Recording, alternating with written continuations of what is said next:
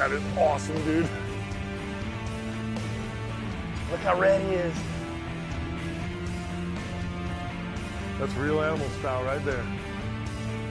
Look at that. That is a day maker, baby. Oh, look at that. Real Animals, presented by Contender Boats.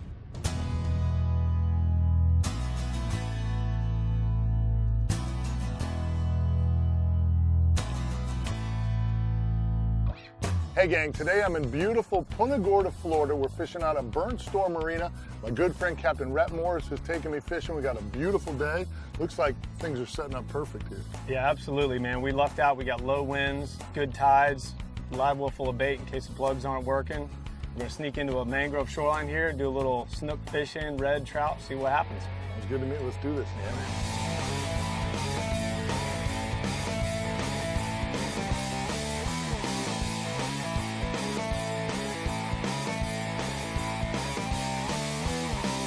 Basically, we're fishing in Charlotte Harbor, and it's an absolutely incredible fishery. You know, it's known around the world for its tarpon fishery. It's probably the world's greatest tarpon fishery, or definitely one of the best known tarpon fisheries on the planet. Lots of redfish and a lot of great snook fishing. It's a very opportunistic fishery. It changes a lot. You get a lot of water flow. There's rivers that dump in from one end up there in the harbor, and it creates a really powerful estuary with a lot of great game fish action. So what's the deal here along this shoreline?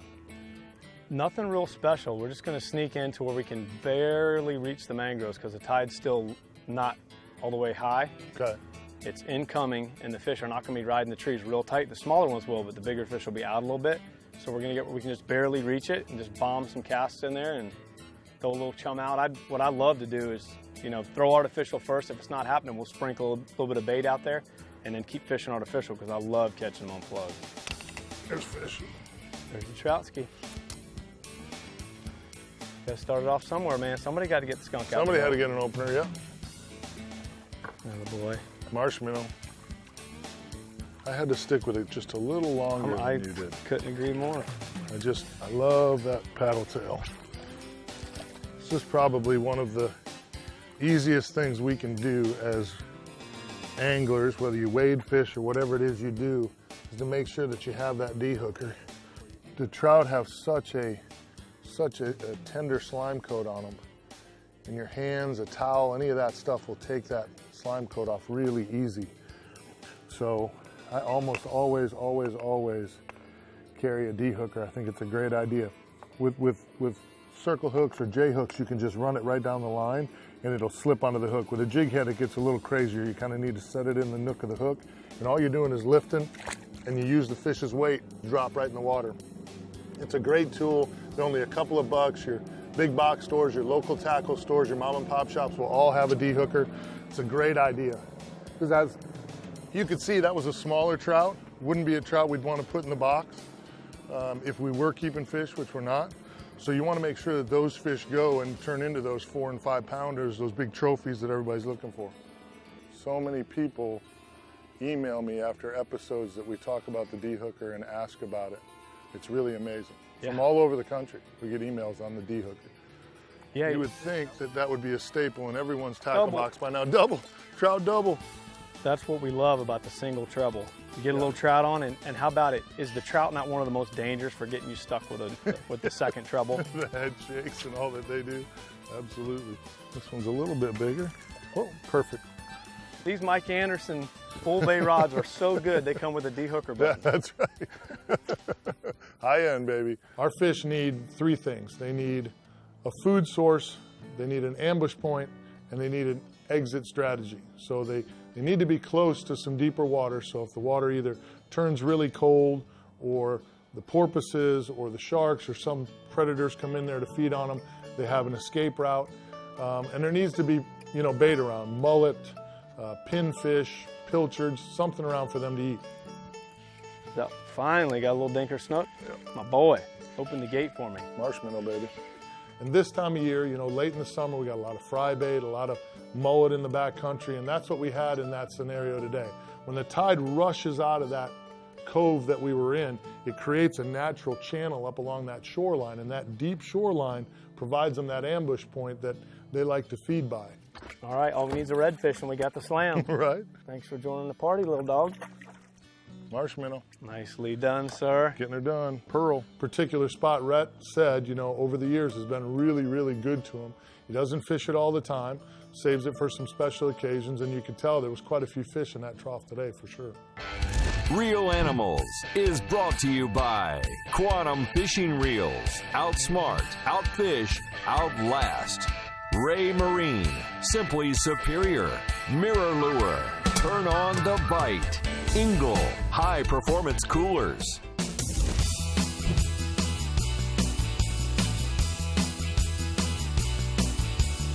You know, with Captain Rhett Morris, you get a guy right away, you can kind of feel his passion for the fishery.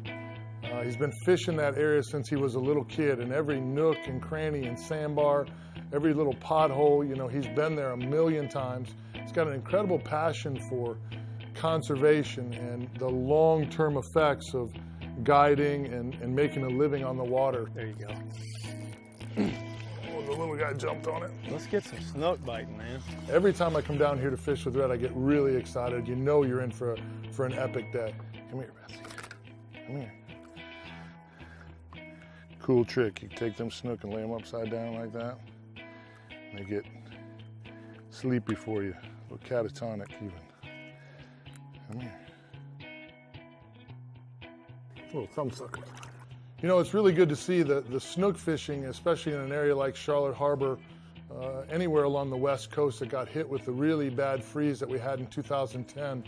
To see the numbers of fish that we have now in Charlotte Harbor is really good to see. Look, he's got it. Some of the estimates, 70, 80, maybe even 90% of the fish were lost in 2010 due to the freeze.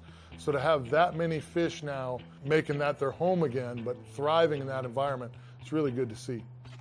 The folks at home, right here, the bite was tough.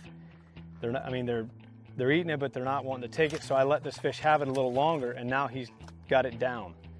So rather than trying to dig your little 10-cent hook out of the fish's mouth, take your pliers out or your knife or whatever it is, get as close as you can without holding the fish up by the line so that you're tearing whatever it's hooked into, which is usually soft tissue in the back of the throat. Reach down there and clip it and let the fish swim off, because he's got a way better chance of surviving that release than he does if you pick him up and squeeze him and dig on the hook. Just cut it off and regroup.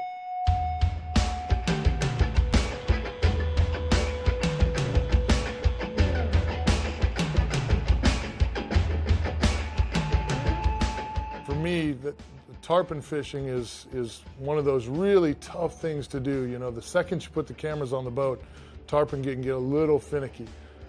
So we leave a shoreline that's covered in snook and trout, and we run across area that's got hundreds of rolling tarpon on it. In this harbor, we have the Myakka River and the Peace River dumping in at the very top of the harbor, and they flow fresh water all the way down through this bay towards the Gulf.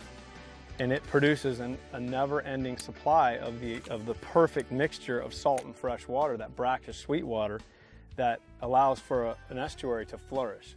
So you've got every kind of bait fish wants to spawn in here, every kind of crustacean wants to spawn in here, and then all the sport fish want to spawn in here because they know their offspring are going to have plenty of food to eat. Right. And that's how it goes. Oh, fish on, get them, baby. Oh, we got here. What was I saying? I don't have any idea. You lost me at fish on. That's right. Oh man, I love them. The Silver Prince in training. Nice. When the fish are shooting under your boat, I see a lot of people, how about you, Mike, that lift straight up in the air. Yeah. Get low with your fish and keep the angle. Yep. So your line and or rod is not touching the side of your boat, and then you can recover, let the fish come back out. The worst thing to do when a fish goes under is pull straight up. And I think it's funny too, because people act like that saltwater is going to do something to the rod. Use the rod, not the reel, to fight the fish. Everybody wants to and crank. He almost jumped in the boat. Do some tap dancing with me, man. We almost caught him. Hey. You know, man, I've gotten so chill about messing with these things, picking them up for pictures or anything like that. Little guys, it's way easier because you can support the body. Yeah, of course. But the big ones anymore, man, I the just big lay ones. them up on the side. The big ones are a no-go. Come here. Don't fight it, little guy. Come on, you don't know who you're messing with. We're just going to take your picture. That's in the button, isn't it? It is perfectly hooked. My father, God rest his soul, he used to say that all luck was where preparation and opportunity meet. And I think a lot of that's true. Yes, you need to get a little lucky. You need to get in the fish at the right time. We happened to show up. All the tarpon were up top. I mean, it was a perfect scenario. But, you know, fishing with a guy like Capt who grew up here, who fishes it every day, that's not luck. He knew where to look, and we ended up having a special day for sure. That Look at that, is what man. it's all about right there. You huh? gotta love that. Rhett Morris, you are a sick, sick individual, brother. Absolutely super talented. The way you take care of the fishery, it's absolutely perfect. I wish all of our captains would do it just the way you do it, my friend. I appreciate the compliment, man. We got to learn from somebody, Big Mike. I'm glad you're doing it the right way. Just the way that you do it. Buddy, we like, brother. that's a morning right there, kiddo. I Unbelievable. like it. Real Animals is brought to you by Gator Gems Tackle. Not just another tackle store. Spider wire. Nothing gets away. Bull Bay rods combined with Fuji guides for a difference that you can feel. Strike First Lures. Outfish everybody. Dude, if you get bit again, I might have to push you in. He's on you. He's on you. I Just saw swirled him. you. I saw him. Come on. Oh, there he goes. Come on. Fish on. Oh, mine got off. No, he didn't. Atta boy. We have a saying that, you know, when the tarpon aren't chewing, you're in a lot of tarpon. You know, it's tarpon being tarpon. And to get the opportunity to be on some of those fish in that 20, 30, 40-pound class and to have them as active as they were today is pretty special.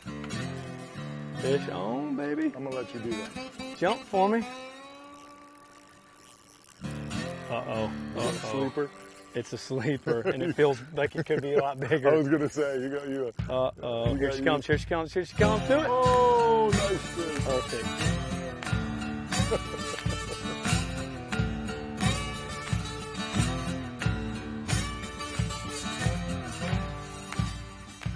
Yes, digging. Come on, girl, show me what's up. Get up there. Get up there, come on. Oh, she blew up. I just don't know how it gets any better. You know, snook and trout first thing in the morning on mirror lures and roll out here and just an acre of the perfect tarpon. Look at that, dude. In the button.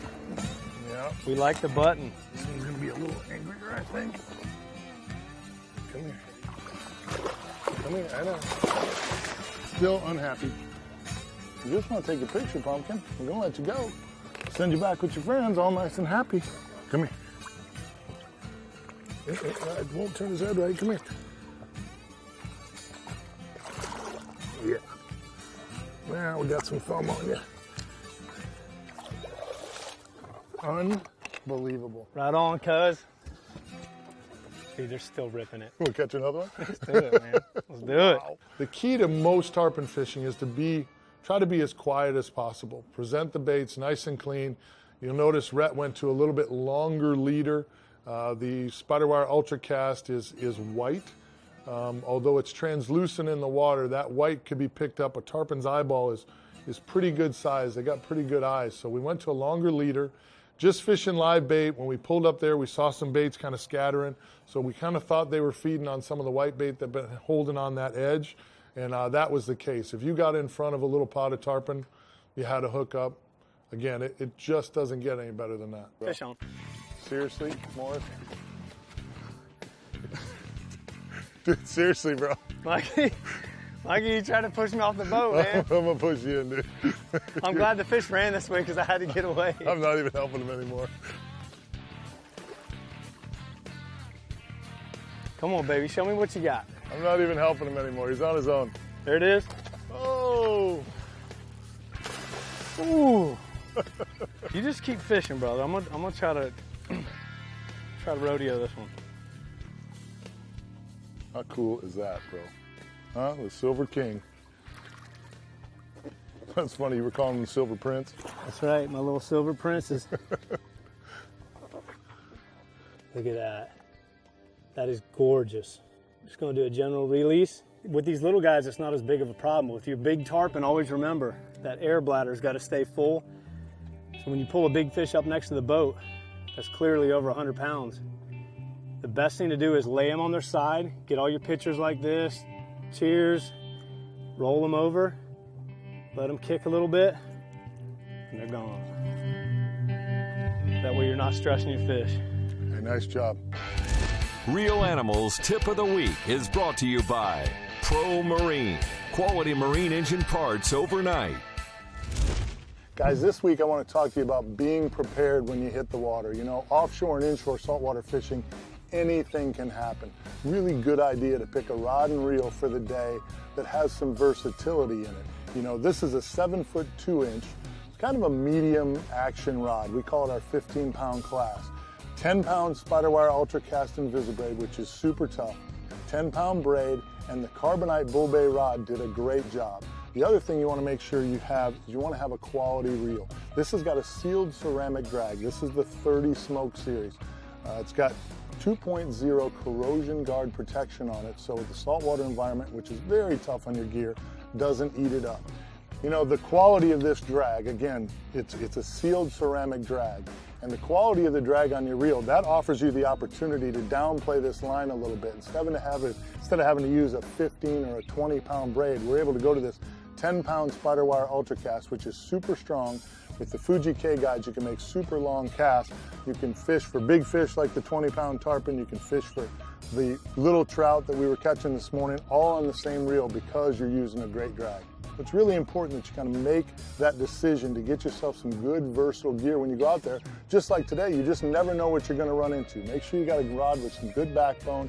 Again, lightweight. We were throwing artificial baits and throwing live bait all day. This stuff is super, super lightweight, but it's super durable. It's a great choice. Whenever you get out there on the water, make sure you're prepared for just about anything because you never know what's going to happen. Real Animals is brought to you by Deeper. Discover water with your smartphone. Rolls Axle Trailers. Built like no other. South Seas Island Resort. Plantation on Crystal River. Closed captioning provided by Gator Ford. Real Animals Tackle Box is brought to you by CCA Florida and CCA Florida Star Tournament. Fish Brain. Love fishing more. In today's Real Animals Tackle Box, Captain Rhett and I were using the Real Animals Signature Series Bull Bay rods in the 15-pound class. They're 7-foot 2 inches long. Again, Fuji K guides make long casts, especially when you're throwing artificials. Fast action tip, great for working artificials, very sensitive if you're catching snapper, things like that, whatever you're doing. Great all-around inshore rod. We were using the Fenor Lethal 30s and the Quantum Smoke 30 spinning reels, both of them with 10-pound Spiderwire Ultracast Invisibraid, and we were rigging those up with 25-pound Berkley Pro Spec Fluor Carbon Leader. Mirror Lure Marsh Minnows in opening night and in my favorite Pearl. We were also throwing some Mirror Lure Miridines, which is one of my favorite hard baits inshore, everything snook, redfish, trout, anywhere you have pilchards. And we were using Nautilus Light 2-aught circle hooks on those live baits. From snook and trout to 25 to 30-pound tarpon, this is all the tackle you need to do exactly what we did today. Rhett, why the big concentration? You know, this time of year out here with all these little fish, I mean, there's a pile of them out here, they're chewing. I mean, this is incredible. Well, it has a lot to do with, Mike, the fact that they're all juveniles, they're all hanging together, and tarpon often hang out, you know, it's in similar size groups. You know, you'll be either catching them all under 100 one day, or the next day it seems like they're all over 100. And that's part of it. The other half of what we're seeing is that this entire coastline on all sides is full of creeks. And all these little mosquito ditch style creeks are where these little tiny tarpon are, you know, sort of nurtured up into their adulthood. and they're scratching the surface of getting ready to join the migration within the next 3 to 5 years. It's easier for them to identify a threat because it's real quiet out here. So if there's any sharks in the area, they can sort of feel them and move off easy and stay out of harm's way. Oh, get in there. Oh God, be ready. Fish on. That is awesome, dude. We like that. That is unbelievable. Sweet.